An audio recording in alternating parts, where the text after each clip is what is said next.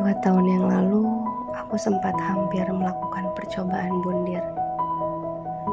Kala itu sore hari, aku sudah tak tahu lagi harus bagaimana menghadapi keadaanku. Perjalanan rohani, hubunganku dengan Tuhanku, keluarga, dan hidupku sendiri rasanya sudah tak mampu lagi membantuku untuk bertahan di dunia ini. Saat itu aku menghampiri dapur.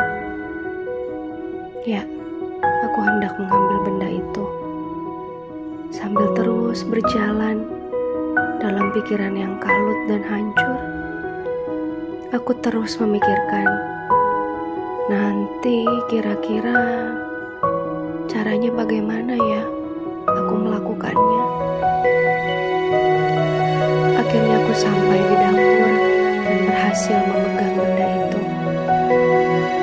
Saat aku mantap untuk melakukannya, seketika aku mendengar anakku El yang saat itu berusia 2 tahun menangis tiba-tiba. Dia menangis mencariku. Seketika benda itu jatuh dari genggamanku dan aku diliputi perasaan takut yang teramat sangat. Dalam pikiranku, ibu macam apa aku yang meninggalkan anak 2 tahun dengan cara seperti ini? Aku jatuh dan terduduk. Lalu tidak lama El menghampiriku dan memelukku. Tubuh mungilnya ternyata mampu menyelamatkanku saat itu. El belum bisa bicara saat itu. Dia terlambat berbicara. Tapi tangisannya seakan berkata, "Mami, kuat ya. Ada El di sini. Kita hadapin sama-sama ya, Mami." Tangisanku pecah. Dari mulutku hanya keluar permohonan maaf terus-menerus pada El. Sambil terus menangis, El terus memelukku dengan erat. Tak dilepaskannya pelukannya. Cukup lama waktu itu, hingga aku mengangkat wajahku dan memandangnya. Saat itu dia baru berhenti menangis dan tersenyum.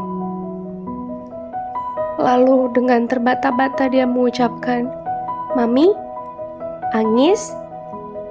Nono Mami ya." Aku jawab, "Ya sayang, maafin Mami ya." Teman-teman, bahkan saat aku berpikir Tuhan pun tidak sanggup menolongku.